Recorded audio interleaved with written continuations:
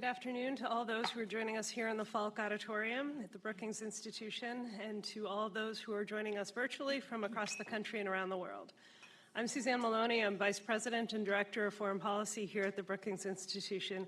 And on behalf of Foreign Policy and all of us at Brookings, I'm truly delighted to welcome all of you to this event on the United States Coast Guard and its mission, encapsulated by its service motto, Semper Paratus, or Always Ready, in an era of unprecedented complexity and rapid change in the global maritime environment.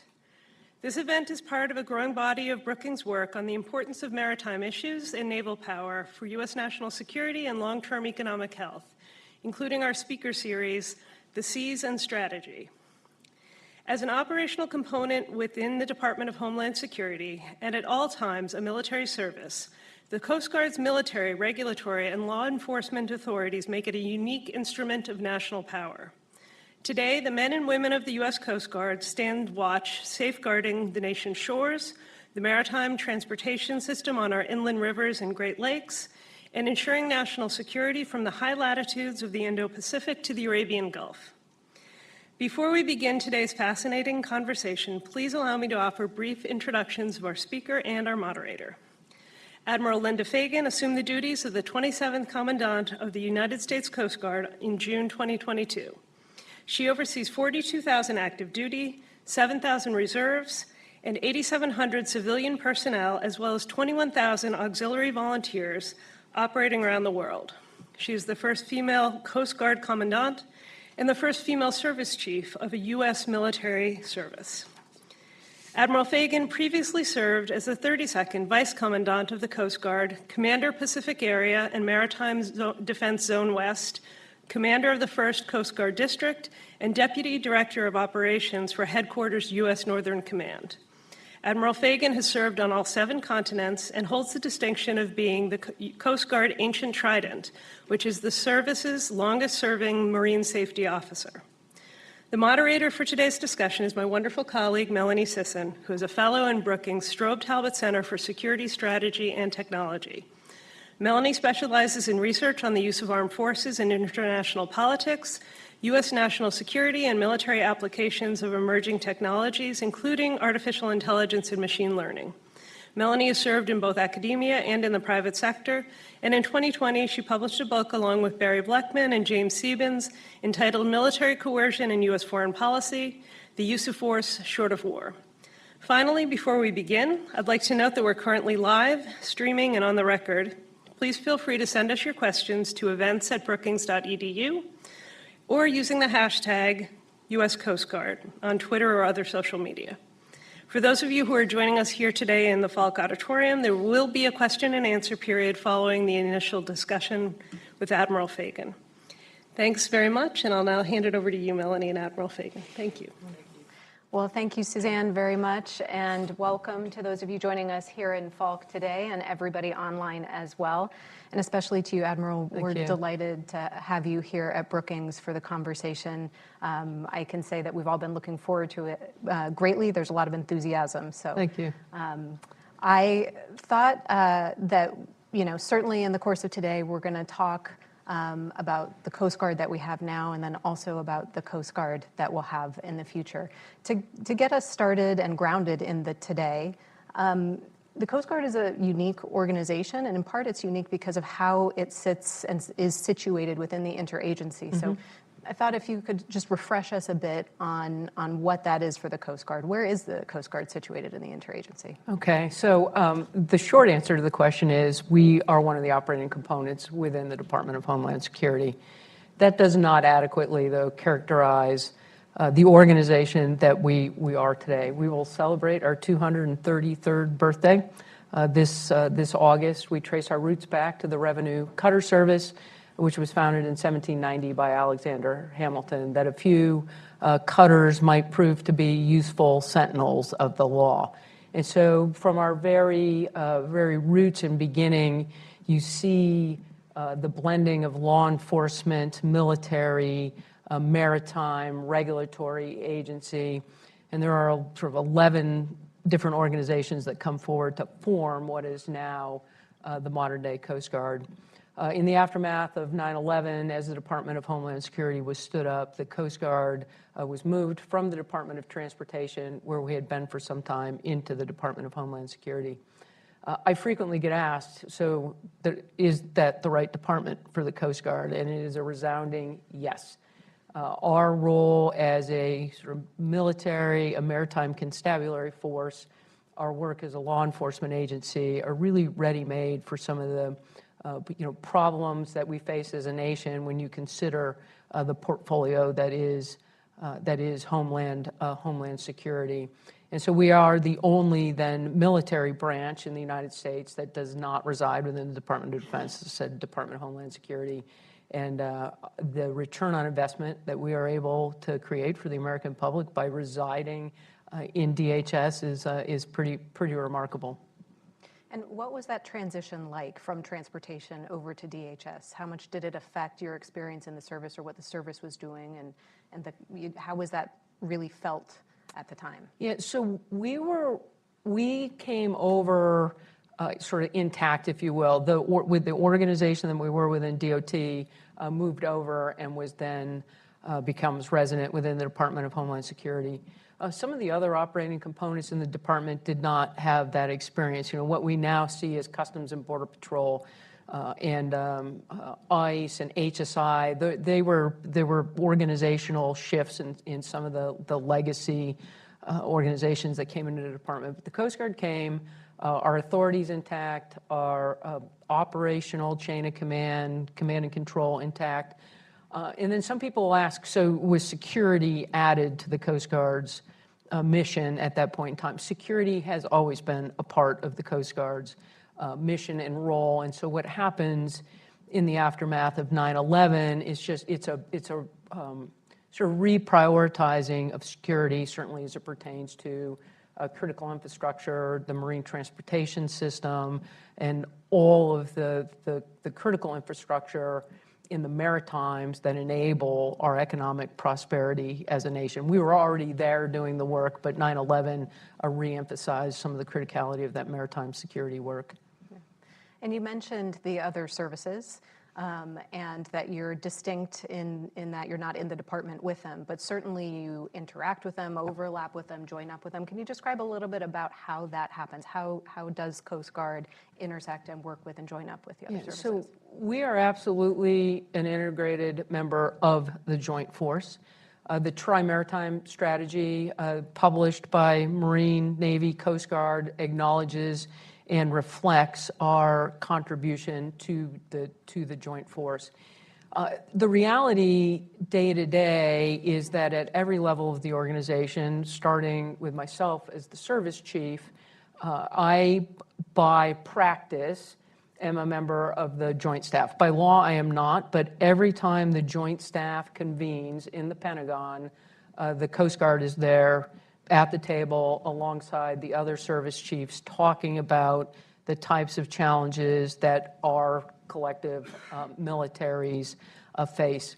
Then at every level, as you go down through the organization, the 3-star area commanders, our district commanders, at the sector level, the captain of the port, each and every one of those levels of the organization has connective tissue with our other military, the other military forces. Primarily, it's Navy, Marines, but it can just as easily be working alongside the National Guard in a post-hurricane emergency response, or whoever may be responding there. But I can talk in acronyms if I need to. I'll try not to, but we are fully integrated member of the Joint Force.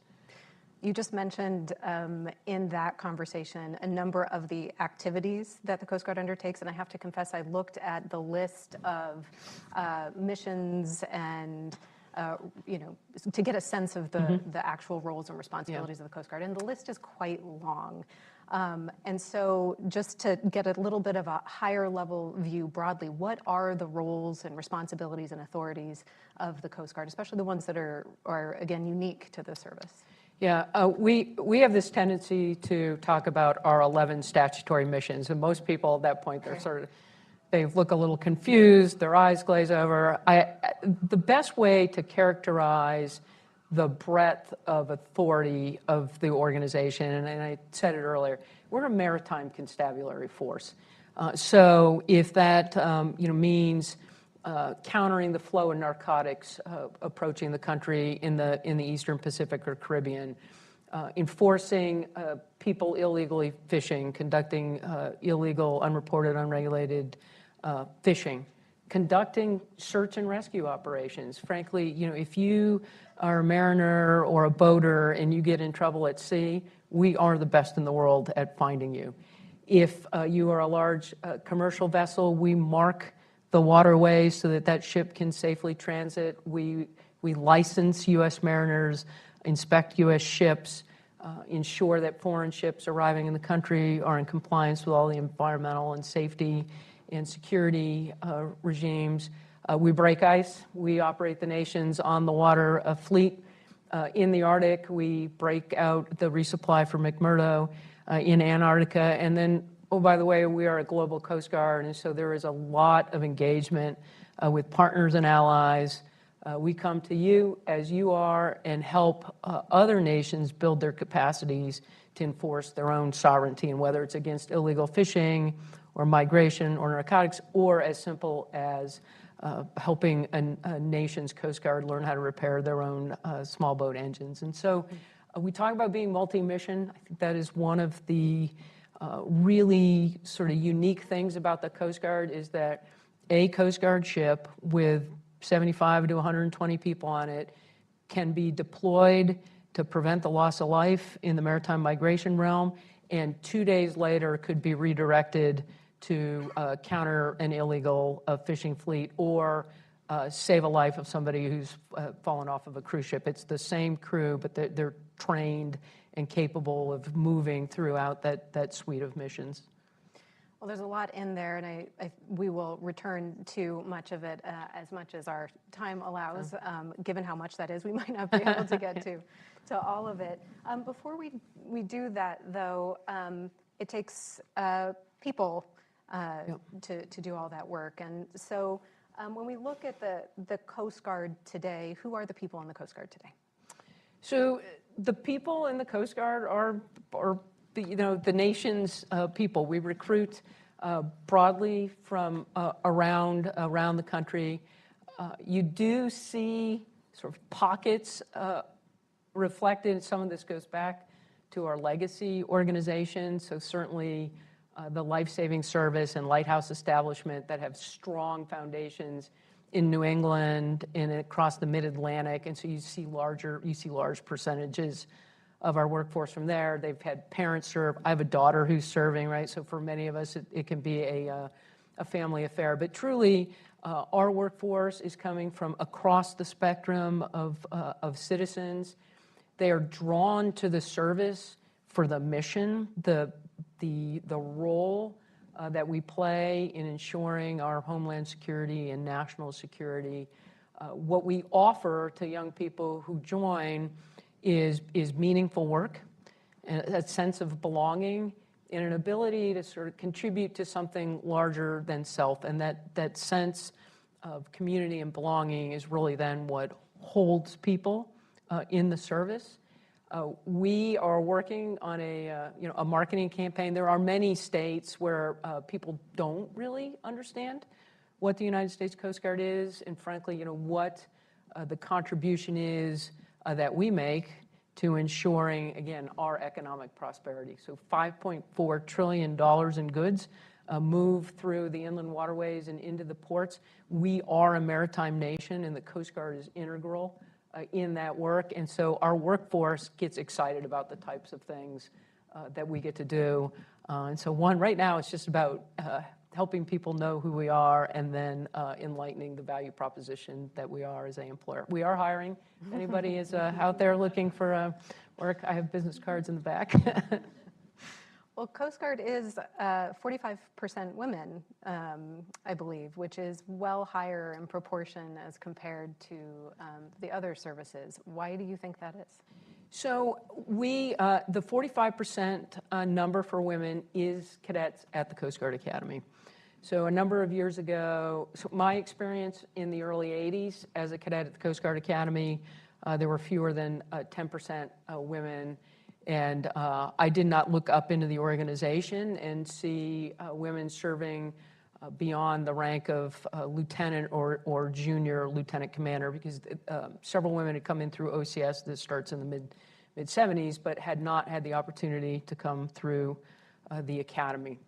So 45% women. We will graduate a class of brand new ensigns next Wednesday, and they are about 45% women. Super excited about the opportunities and to head out there. Across the rest of the workforce, we have gained ground on both women and minority males, but have work to do to continue to ensure that we reflect the society that we serve. And, you know, I've been asked about, well, you know, are these about different standards? Is it about quotas? And I always answer this question. I'm hiring talent. I want the best people possible. It is also proven that diverse work teams, in all of the definition of that word diversity, outperform non-diverse work teams. So it really is about readiness. It's about resiliency. It's about bringing the absolute best talent that we can into the workforce, and then ensuring that we don't have barriers to entry or barriers to retention once we bring people in. Your Commandant's intent makes clear that one of your main areas of focus is with the workforce. Yeah. Why did you think coming in that was necessary, and to the extent that you wanted to focus that much of your time and attention on it? Yeah, so by the time I assumed command last June, we had about a 2,000 person gap or shortfall in our junior enlisted ranks. That number has continued to grow. We are not onboarding the full number of people that we need each week into Cape May to grow primarily the enlisted force at the pace we need to field the Coast Guard that the nation expects. The reason I have focused so clearly on it is, you know, we can talk about largest acquisitions since World War II. We've got all kinds of exciting things going on with new cutters and aircraft. But if you don't have the people, they're just interesting pieces of steel. The other imperative around this is that the system, the human capital system that we've operated, very similar to the other militaries, and I know we've got a number of military members in the audience, it really hasn't changed much since the end of World War II. And, you know, back in the 40s and 50s, you had a very different sort of workforce, primarily males, you know, women were home taking care. That is not society or the workforce that we are drawing in now. And so unpacking assumptions around how often you have to move, how you enter the organization right now, the organization is optimized for an 18-year-old right out of high school with no experience to start at the bottom and then get grown up through the ranks. Last interaction I had in Cape May, which is our single session point for our enlisted force, and you ask folks, well, how many of you have bachelor's degrees, master's degrees? Often, but not every class, PhDs, credentials as paramedics, certified cooks from the Culinary Institute of America. And so acknowledging the life and work experience and credentials that the workforce is bringing to us is a big part of what we've got going on as well, so that you don't have to start at the bottom if you, in fact, have gained experience that's useful to the organization. And how is outreach to those different communities happening? What are you using media? You talked about, you know, you have your business cards. Are you sending other people out with business cards and the like? We've been, one of the things we've had some, you know, great congressional support in allowing us to sort of buy back, hire recruiters. So we are adding to our recruiting capacity. We are opening recruiting offices. You need that capacity to actually sort of, you know, work through the administrative process of actually onboarding somebody into the organization. Working with a marketing firm for, you know, how do we go to the young people who might be interested? How do we find them? And it's no longer a, you know, big advertisement on the evening news. The young people I'm looking to hire are not watching the evening news. So, for example, Twitch. I didn't know what Twitch was a month ago. It's an online gaming site. So we're in the Twitch, with advertising, looking to find people that might be interested. So again, going to where the workforce is in very different and targeted ways from what we've done in the past. For cooks, as a maritime service, you go to sea on your stomachs. You've got to have cooks for your ships. So going into culinary schools, doing events that showcase what the opportunity is as a food services specialist and cook in the Coast Guard, and we're having some great successes there. So it is. There is no one smoking gun. This is all hands evolution with regard to helping the talent that is out there find us as an organization, and then illuminating what the opportunity is that we provide. That service is honorable. There's a broader conversation that we could probably be having as a nation, around whether it's government service or military service writ large, with regard to young people and their sort of commitment to our democracy, which means some serving, whatever that means for you. Well, so you're getting good mission-driven people, and then you're giving them interesting pieces of steel. Yep. So let's talk a little bit about the composition of the Coast Guard in terms of infrastructure and assets today. What does it look like? Yeah.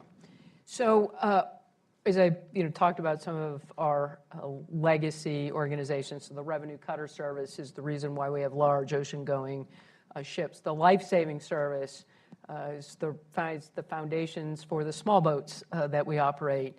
And this all predates the age of flight. And though in time we've added both helicopters and fixed wing and unmanned systems, and packaged them along with the large ships, the smaller boats, and allow us to operate across a breadth of maritime risk, maritime challenges.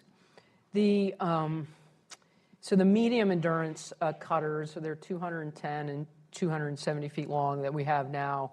So I'm going to date myself a little bit. There's a couple people here in the audience that'll the 270s were new when I graduated from the Coast Guard Academy. And so the offshore patrol cutter will be the replacement. Argus will go in the water a little bit later this summer, and we'll begin to field a new fleet of medium endurance cutters to help with maritime migration, counter narcotics flow, IUU fishing, and really creating a presence and sovereignty in our own littorals and maritime approaches. The Waterway Commerce Cutter, we are on contract and moving forward with the Waterway Commerce Cutter. These will be the cutters that support the aids to navigation, safe navigation in our vast inland river system. The amount of cargo and commodities that flow in the nation's internal waterways are as critical as our seagoing ports to the nation's economic prosperity. The cutters that they are replacing in some cases are pushing 70 years old. They're long in the tooth and in need of replacement. And then lastly, I'll touch on Polar Security Cutter. A lot of attention around the only heavy icebreaker that we have as a nation, the Coast Guard Cutter Polar Star. So again, I will date myself a bit. I was a young ensign on the Polar Star in the mid-'80s, fresh out of the academy. And the ship was having a sort of midlife type engineering challenges then. She just completed her 26th deep freeze and is in the yard to be worked intersessionally, and then we'll sail for Antarctica again in the fall. We are on budget through long lead time material for a third Polar Security Cutter. Bollinger, Mississippi is the yard that will construct that for us. They've recently purchased a halter. We're working to get to sufficient detailed design to begin cutting steel on the Polar Security Cutter. It's coming. It is an exciting ship. It's a complicated ship. We've not built one as a nation since the 70s. And so, making sure that we've got sufficiency in maturity and design before we start actually putting that ship together is where we are. We're really excited about it. Ballinger, Mississippi's excited, and we're moving forward. And it's a joint program office between the Coast Guard and the Navy, but the U.S. Coast Guard will operate this truly national level asset on behalf of the nation.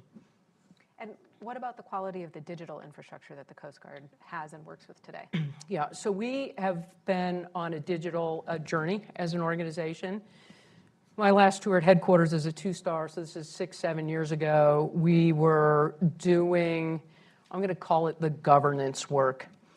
The work to put in place from an acquisition and a capability and a maintenance standpoint, the processes that we needed to have in place to acknowledge that IT is a capability and we need to acquire it and maintain it and field it as if it was a helicopter or a ship. That work has been done, and we're seeing some good returns on investment with regard to IT systems, IT refresh. There is still work to do. Any of us that get frustrated with your phone or your computer, it's this constant movement forward, but we've laid the governance work for that. Shortly after I took over, we stood up an Office of Data and Analytics, and so this is now the area that we're focusing on. See, the IT and the backbone investments are being made, and we're moving forward in a good way there. We have not valued our data. It sits in databases that don't talk to each other. In many cases, it's in narrative form. It's not easy to retrieve or analyze or seek patterns. And, AI, machine learning, that is all here and now. It is not cutting-edge technology, but if your data is not in a governance structure and in a warehouse structure where you're able to lay that over it, it is not providing value to you. And so we're leaned into that work as well. I would like us to get to a point where we do a lot of counter-narcotics work in the Eastern Pacific. We've been doing this work for 20-plus, 30-plus years. We've got data on where every one of those interdictions has taken place. Yet the ability to analyze 20 or 30 years worth of data and then begin to predict where you might find the next encounter based on time of day, location, we're not yet able to do that because we've got to do this for what I call the unfun governance work around data right now. Speaking of things that are also here and now, climate change, or at least the effects of climate change, do require some immediacy of response, not just in terms of many of the missions that I know the Coast Guard is called upon to respond to, but also in terms of your own assets and infrastructure on shore and at sea, I presume. How are you dealing with those immediacies in terms of the effects that climate change is having? Yeah, so we published a climate framework, it's been within the last couple months, to provide some focus, intent, clarity within the organization with regard to the need to consider impacts of climate change, sea level rise, and otherwise, with regard to our infrastructure. We are a maritime organization. Every one of our operations starts and ends at a piece of shoreside infrastructure, and the majority of that infrastructure is right at the sea's edge, leaving it vulnerable to the type of change that we're already starting to see.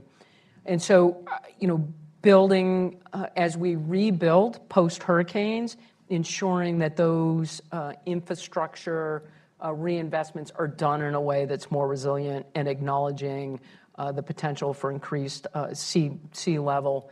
And it really just it's as we invest in new infrastructure, also considering what the impacts for climate can be to the infrastructure. It's here and now, and as we continue to invest in that infrastructure, ensuring we're doing it in a way that increases resiliency and readiness and doesn't decrease it. So it's very clear that the Coast Guard operates globally. Even in just the course of the discussion thus far, you've mentioned, I think, almost every region in the world, if not, in fact, every single one. What is the rough distribution of the Coast Guard globally? Are we more Coast Guard in some places and less in others? What does that look like? Yeah, so the majority of your Coast Guard, the nation's Coast Guard, is either based CONUS, Hawaii, Alaska, Guam, and then we forward deploy from there. We have a small unit of people in Japan, but no ships or aircraft. A small unit of people in Europe, again, no ships or aircraft. But as I travel around the world, and you could pick a COCOM, I won't run through all the geographic combatant commanders.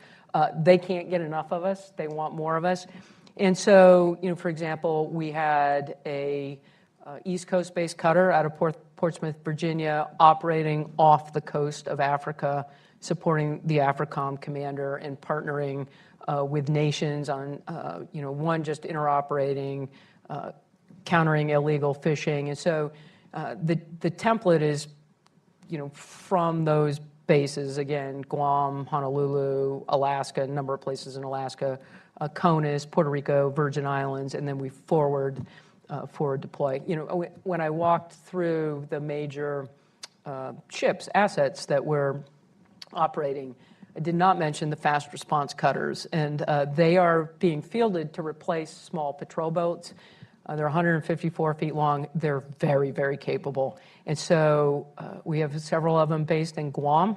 One went to the Kwajalein Atoll. It's like 2,100 sea miles. This is not a very big ship to do that, but so different ways to create presence and force project as we look at that global demand signal on the Coast Guard. There is, of course, a lot of interest in the Indo-Pacific right now, and I believe the Coast Guard was referenced in the National Indo-Pacific Strategy, the only federal agency to be referenced in that document, and not once but twice. What is your understanding of how the White House is thinking about, or the administration, the department, the entire interagency is thinking about the role of and the value of Coast Guard operations in that region? Yeah.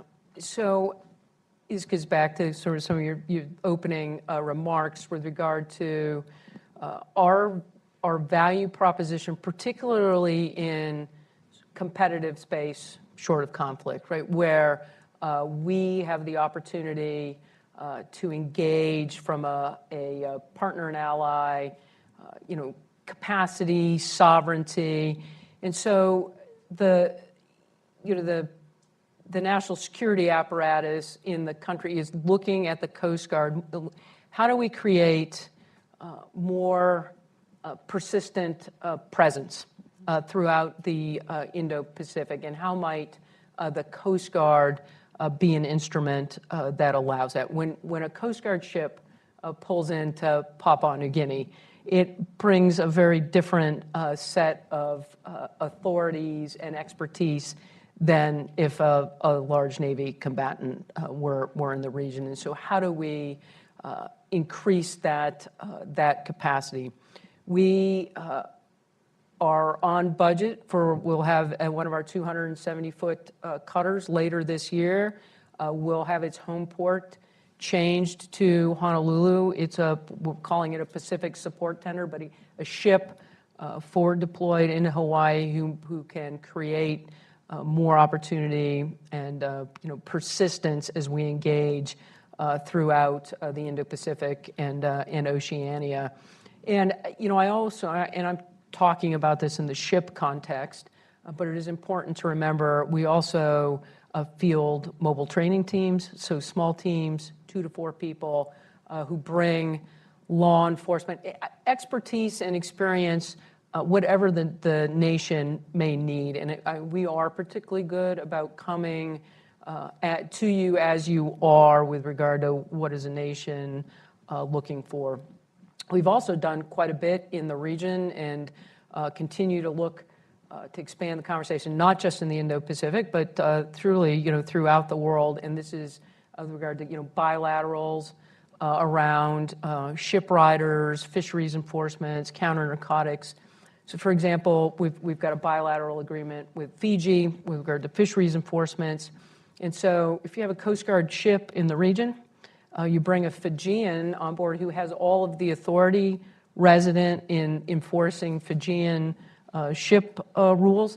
We provide the platform, they bring the expertise. And so we've got a number of those bilateral agreements, not just in the Indo-Pacific, but around the world. I met with a group of African partners just a couple of months ago, and when I was done, the first question I got was, so he raised his hand, he says, how do I get one of those bilaterals, and who do I need to talk to? Well, so the U.S. government is hungry for the Coast Guard. Partners and allies are hungry for the Coast Guard. Is there enough Coast Guard to go around? Is the service, adequately funded and sufficiently sized? Yeah, so, it's funny. The demand on the service has always felt greater than the size of the service. And so it does require some, trade-offs as you look at risk and risk portfolio. We're about a $12.5-ish billion a year organization now. The support that we are receiving congressionally, bipartisan support, has never been better. The understanding of the Coast Guard's contribution as a unique instrument of national power has never been better understood, across all elements of the interagency. I spoke at the State of Coast Guard, and I said this morning at the congressional breakfast. With the investment decisions that have been made, particularly with regard to major acquisitions, we are on our way to a $20 billion a year Coast Guard now by 2033. And steady, reliable 3 to 5% budget growth is necessary to continue to bring workforce and people and other investments, infrastructure forward, so that we've got the right sort of support elements in place to ensure that as that demand signal in the Indo-Pacific or in the Africa for ships, as that demand signal is created, that we're able to bring ships back, to maintain them, adequately train people, and make sure that then we're able to create that more enduring presence that the nation is looking for. So thanks for the really good look at the Coast Guard today. Let's also talk about where the Coast Guard is going and what you see for it in the tomorrow, because your Commandant's intent also is very clear about that future focus. I think the motto that you've attached is "Tomorrow looks different, and so will we." Mm-hmm. What do you see in the national and international environments that have convinced you that an always ready Coast Guard tomorrow needs to be equipped differently and to operate differently than it does today? Yeah, so the threats and the challenges globally continue to increase and continue at an increasing pace. And so, we know what the challenges look like in the Indo-Pacific right now. We look at the Russian invasion of Ukraine. You see challenges and increased usage, human usage in the Arctic. And all of that in this sort of maritime governance, maritime sovereignty realm. And so as I think about where do we need to be as a Coast Guard, in 10 or 15 years' time, it requires us to be nimble and agile. And so as we take, for example, Scan Eagle, which is the unmanned system that we're fielding on all of the national security cutters, and what is the next technology? What is that next key enabler that we will need to deploy with that ship? The national security cutters will be with us 50 plus years.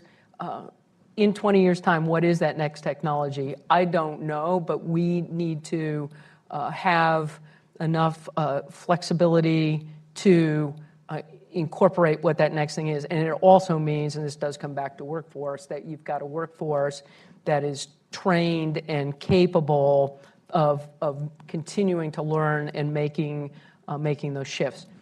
So, for example, we've just stood up a cyber rating. We have not established a new rating as an organization on the enlisted side for it's been quite some time. But that is also an acknowledgement of this changing risk and world that we will need to be operating in. And then, the question I ask myself frequently as we talk about readiness and resiliency and all of the things that go into creating that, the question then becomes, ready for what in 10 years' time?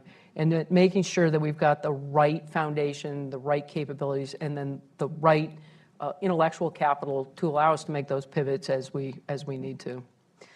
Can you give a couple of examples as you think about the service that you've just described and why? Some specific examples of what you're changing in terms of workforce management that you think are moving the path in that direction.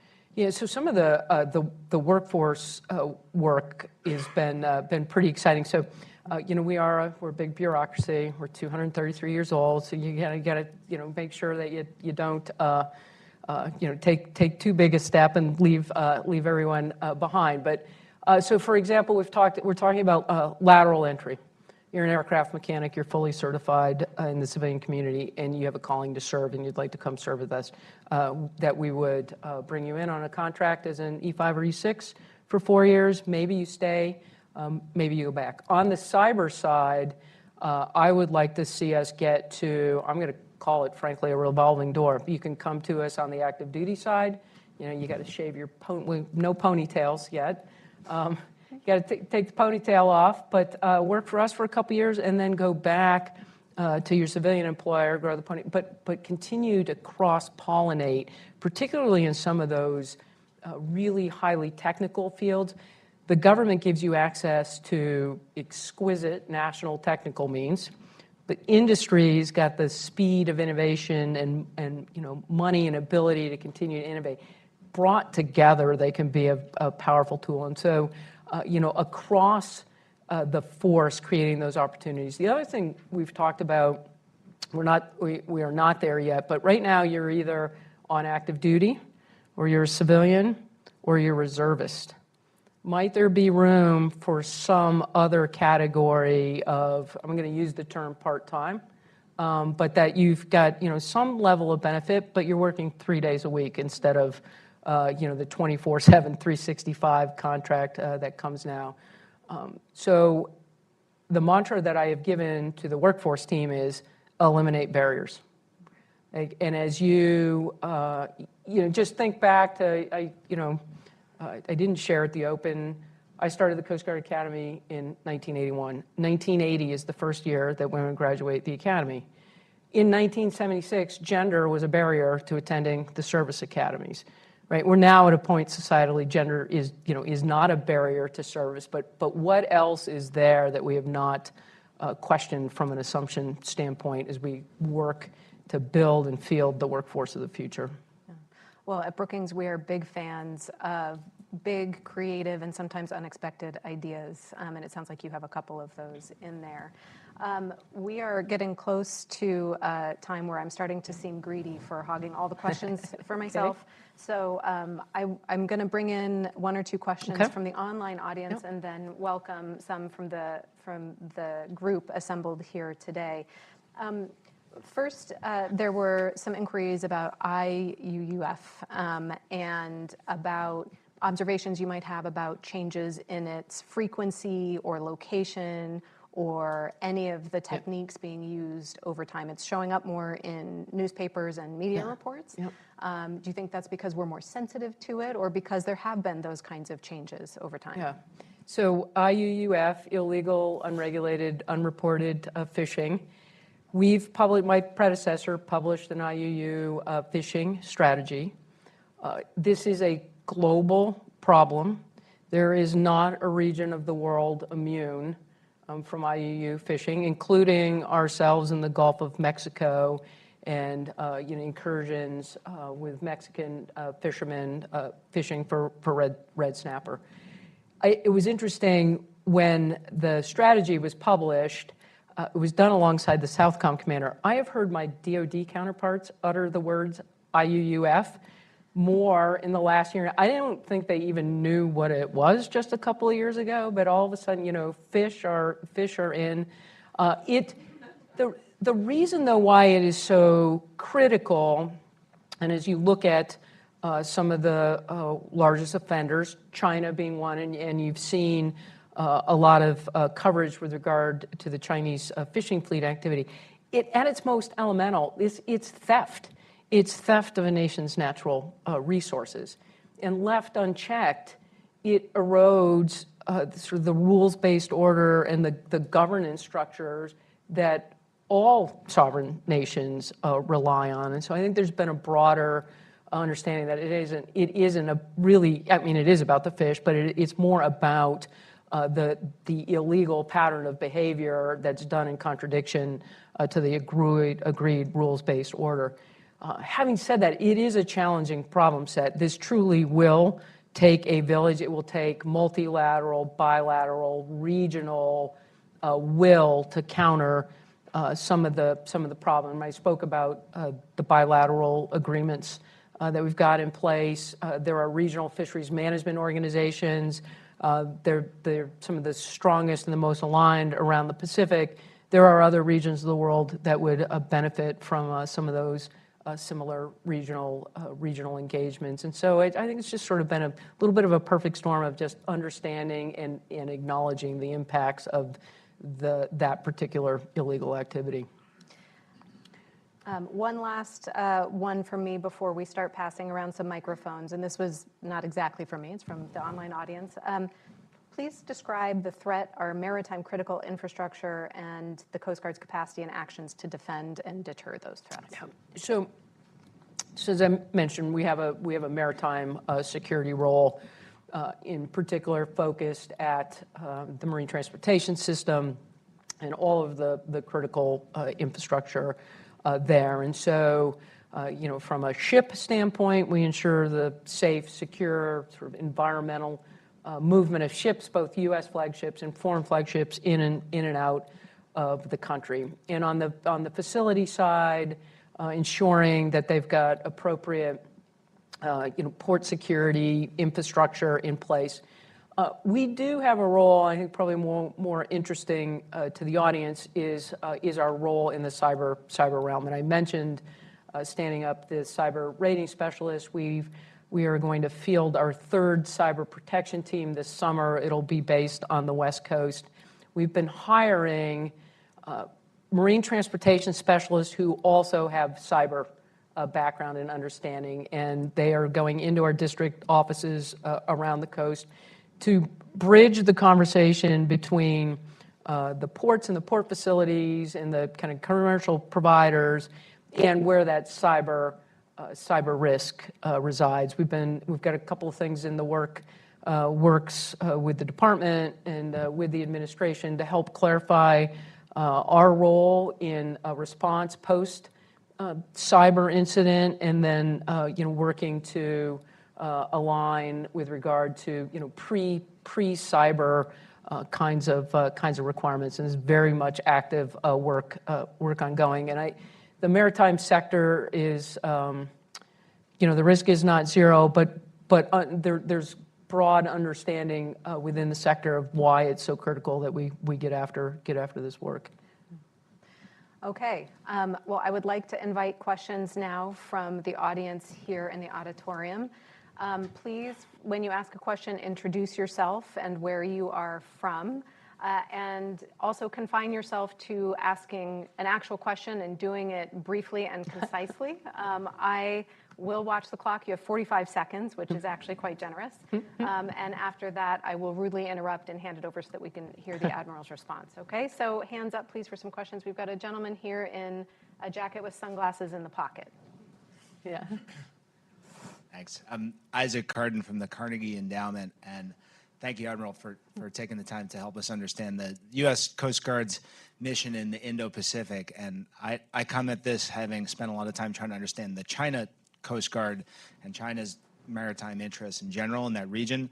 I'm curious if you could expand a little bit more on what you think of as the Coast Guard's potential role in and around areas, and I'm particularly interested in the resource claims of littoral states there and their difficulties in preventing, among other things, IUU fishing, but also in contending with China Coast Guard, preventing them from doing their own fishing and other resource exploitation. Thanks. Yeah, so we've deployed a number of the national security cutters, over into the region. It is done under the operational control and tactical control of PAC Fleet and Indo-Pacific. So that the Coast Guard is not over there sort of doing our own thing separate from what the broader U.S. military operations are in the region. Our role really is, and just as you've identified, right, helping nations create their own capacity to enforce their own sovereignty, and in some cases it's presence with a Coast Guard ship and one of their ship riders. In other, it's a mobile training team who's helping to teach fisheries enforcement or helping to place aids to navigation so that their own ships can come and go. It really runs the suite of things that are kind of in the realm of maritime governance with a focus on creating and expanding a nation's capacity to enforce some of their own rules and sovereignty. As we operate as a Coast Guard, we operate as a Coast Guard. We do not, the combatants, the Navy's got a role and a mission there, and that's what the Navy ships need to be used for. And the Coast Guard role is much more in this creating capacity as we look at the conflicts throughout the region. Another question? Right here in the front row, please. What's with pineapples on the tie, maybe? Thank you, Admiral. More pointed follow-up, shall I say, to that last question. I read recently a proposal from, to be clear, not from the current national security community of this government, nor from my think tank, CSIS, that suggested the establishment of a permanent installation in the South China Sea, a joint installation of the U.S. Coast Guard and the Philippine Coast Guard, where we would have ships of our country, our Coast Guard and their Coast Guard, actually have an installation on one of the atolls in the South China Sea. It intrigued me as to the value of doing something like that, notwithstanding it wouldn't be the United States Navy. Yeah, so there's a lot of thinking and approaches out there with regard to the interest is in more persistent presence. My view, sort of caution, is this comes back to the people. We need to make sure that the ships, wherever we home port them, are in position to be maintained, and that the families want to be there as well. And so, as I think about opportunity in the region, this becomes about forward locations for logistics and resupply as a conversation opposed to where do you build a base for Coast Guard cutter and pick another nation. That may come, but really the approach right now as we think about the region is how Hawaii, Guam become very attractive areas because you're not all the way into the region, but you're closer than when you're on the west coast of the United States, and we have a relatively easy time getting families there. And then these are technically sophisticated ships, the new ships, and you got to maintain them and dry dock them and support them, and then forward deploy them. We have time for one last question. Let's see. We'll take the gentleman in the jacket with this time not sunglasses, just the regular kind, tucked in there. Brookings. Bruce Jones from Brookings. Thank you so much for being here. To your last question, other services are encountering significant difficulties in terms of pace of shipbuilding, pace of maintenance. To what extent has that been a challenge, or do you anticipate it being a challenge in the future Coast Guard? Yeah, so I shared with you where we were with Polar Security Cutter. It just it reflects just complexity and challenge in shipbuilding. The Defense Industrial Base, as it pertains to both shipbuilding and ship maintenance, and I think if CNO were sitting here, he would say something very similar, is probably not as resilient as we will need it to be as a nation. I compete for that same shipbuilding capacity and repair capacity as the Navy does. And so we do, as the two primary seagoing services, spend quite a bit of time, our senior acquisition officials spend a lot of time sort of talking about exactly this, the Defense Industrial Base. And they too, if one of the major builders were up here, they would tell you workforce as well. This is really it's a challenge for the nation, for all of the employers, is ensuring we've got workforce. And so, as we continue to build, I'm comfortable where we are with the acquisitions and the contracts moving forward, but we will need to maintain all of those ships. And as you look at dry dockage and repair capacity around the country, it will continue to be a challenge for not just us, but the Navy as well. Well, that was done with such efficiency, we actually have time for one more question. So let's do He's one in the more back row there. question. He's raised. There you are. My name is Roger Cochetti. I'm an author and an editorial contributor on technology policy to the Hill newspaper. You've touched on this briefly, but I wonder if you could comment a little bit more on the prospect for automation, robot staff, robot crew, artificial intelligence. The gains that have been made in artificial intelligence suggest that there may be a point in the future where you could drastically reduce your staffing requirements by substituting robots or robotic vessels for them. So I wonder if you could talk about that whole field and its impact on one of the main points you've made, and that is staffing requirements. Right, people. Thank you. Yeah, any and all of that is needs to be part of the conversation as we look into the future.